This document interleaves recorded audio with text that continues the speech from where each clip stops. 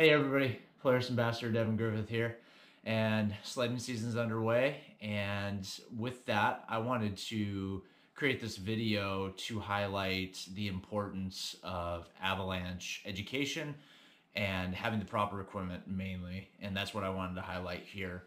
And I'm going to showcase a little bit of what I use on the mountain and what I use to be prepared. It's going to be a quick overview. Won't get into too many details. But the three things that I really wanted to highlight here are equipment pieces. Three equipment pieces would be beacon, probe, and shovel. Out of all the equipment you could have, those three things are crucial. And when it comes down to it, I know, by the time you're purchasing a pack, you're purchasing, your beacon, if you're starting fresh and buying it all at once, that could get very expensive. With the beacon, the probe, and the shovel is relatively inexpensive. And honestly, when it comes down to it, if you're a backcountry sledder and you've got enough money to buy the sled and all the cool aftermarket mods and accessories you're putting on your sleds, like as you know, as I know that you do, as I do, you have enough money to buy this equipment.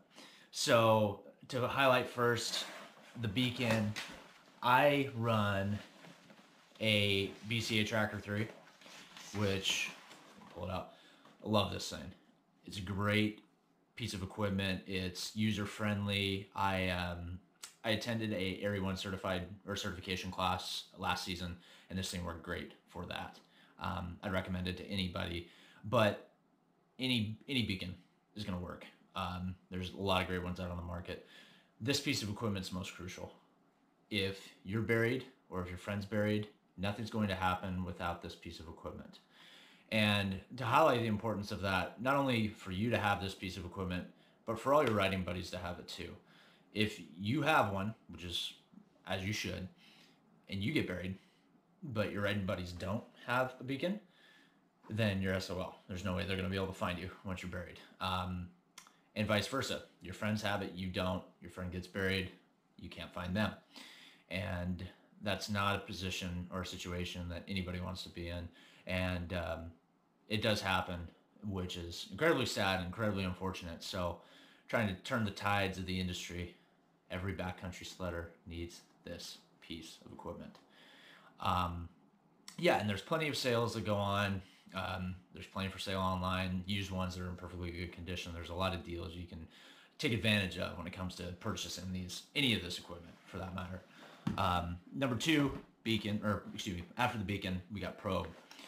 We got the BCA Stealth 300, just bought this. I was using a probe probably from the late 80s for a few years, took it to that class, the Area 1 class, and my instructor suggested I buy a new one because, well, it was from the late 80s and wouldn't quite extend, wouldn't quite come together the way it should in a quick manner that needs to be done in a rescue situation. So picked this up.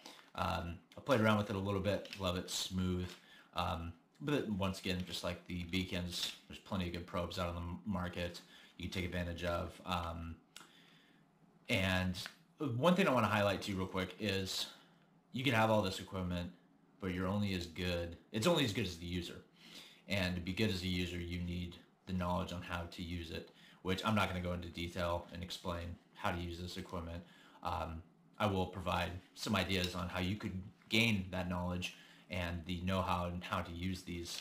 But at the end, I'll touch base with it a little bit. But for example, if you don't know how to use your beacon and you're probing 20 meters away from the buried victim, what good is that going to do?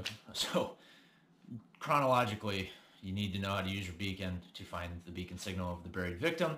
You need to know how to use your probe to properly find the buried victim.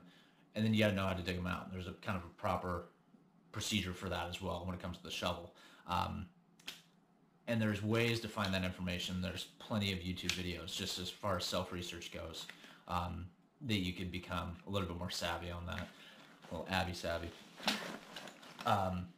So yeah, to touch base just a little bit on the back end there. If you don't know, you have the equipment, or you're just getting the equipment and you do not know how to use it, there's resources out there. There's free classes offered at dealerships. There's free classes offered at snow shows. I know on all the online stuff. There's plenty of resources for you. And then that brings us to shovel. And a really important piece on the shovel, I think, is what I see a lot of people doing is they'll have a shovel, they'll have one shovel, but it's going to be located on their tunnel bag, or it's just on their tunnel. That's not going to help you in an avalanche rescue situation if you get separated from your sled, which is quite easy. Let it be you hopping off your sled to search on foot with your beacon, you leave it on the sled. By the time you find the victim, your sled's 100 yards uphill. That's not going to help you because that's going to be an extra 2 minutes to go get it and come back.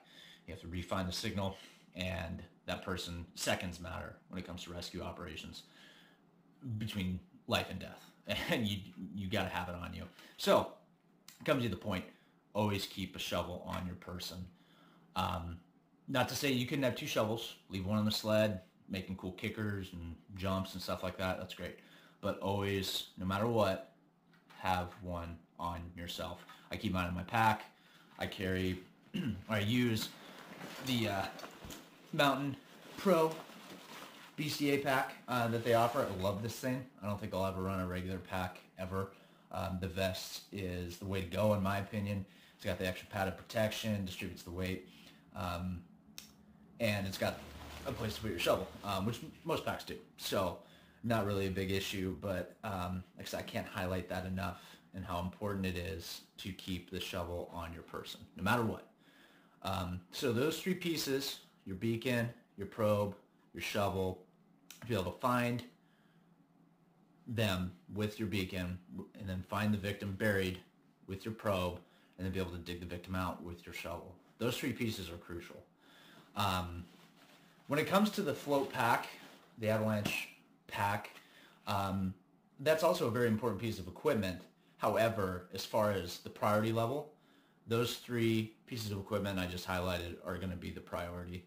The pack is intended to give you an upper hand and give you an increased chance of surviving in a slide and keeping you on top of the snow and keeping you from becoming buried. It works, but also sometimes doesn't. Depends on the intensity of the slide, plenty of varying factors. In which I'm going to say my instructor from Alpine Institute, who did the motorized Area 1 course, does not run with a float pack or avalanche pack. He is an experienced backcountry skier, avalanche observer. He's in avalanche terrain. He's been doing it for 20 years. And he just flat out doesn't use a avalanche pack. And the reason, his volition and his standing behind it is that it's a false sense of security in putting yourself into a situation where it might be avalanche prone terrain. So I'm not saying that it's not crucial, but the pieces of the puzzle that you really need to hone in on are the shovel, probe, beacon. If you don't have the money for a avalanche pack right now, not to say that you shouldn't get one if you have the opportunity to, but if you don't, it's going to be okay. You can make it work. Bare minimum, the basic bones of avalanche preparedness in the backcountry will be beacon, probe, shovel. But yeah, if you got the cash, and like I said, when it comes to your life, $600-700 for a pack is worth it. It really is. Like I said, for backcountry sledding, love the vest. Some of the other things that I carry, just to be prepared for emergency situations in general on the mountain, being a part of the search and rescue here in the valley, is saw, the survival kit, thermal blanket, fire starters, extra food, water. Also carry that on my sled, but as far as backup goes, keeping that on my pack. I keep pretty much only the bare bone essentials for the emergency situations, avalanche preparedness in my pack. Other stuff like tools and all that can be on the sled. If I get separated from my sled, what I want with me will be in here.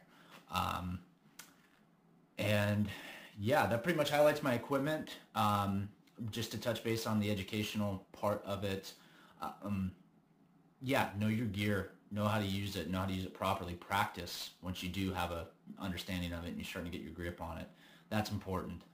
Very important to practice, because even with myself taking that level 1 certification class, I've been thinking about it and running through on paper throughout the summer, and then with winter now here again, I plan on doing some of the testing and scenario stuff, and revamp my knowledge of how to properly search with the beacon, and talk about it with my friends and have them be up on par with that as well. It has to be a cohesive unit. Like I said, if you get buried, your buddies need to know it just as well as you need to know how to use it, because you're buried and you're not going to be there to show them. They need to save you. And when it comes down to it, at the end of the day as well, just for avalanche preparedness outside of the equipment realm, look at forecast.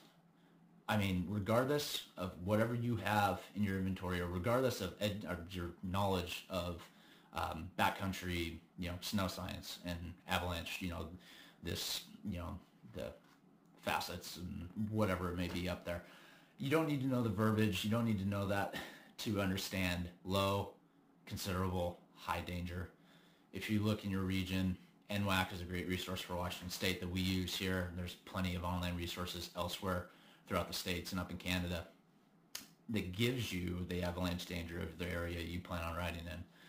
If it's high or extreme, you might want to reconsider your day. You can read through the verbiage, and if you understand it, great, as you should. You should work towards understanding that if you don't. But even if you don't, you see high or extreme, stay away from, use your instincts. Open faces, crowns coming over the top, wind-loaded cornices. Use your common sense. Use your human instinct to help you. I guarantee that's going to drive, and it drives the majority of what we do in the backcountry as far as observing. We can do tests all day long, but when it comes down to it, what's instinctually in you is going to drive you to make the best decision. And don't go under peer pressure. If your friends are hitting a slope, you tell them, hey, I don't feel comfortable doing this, and they go ahead and do it. It doesn't mean you have to follow them. Just because one sled goes up and the whole face doesn't slide doesn't mean that the 4th, 5th, 6th, 7th, 10th, 12th sled going up could cause a slide.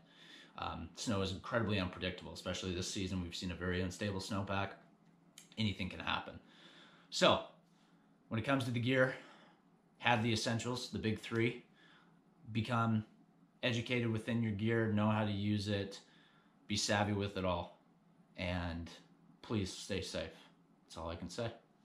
Hope you guys enjoyed it. If you have any questions, reach out. You know where to find me. Yeah, thank you so much. Ride safe.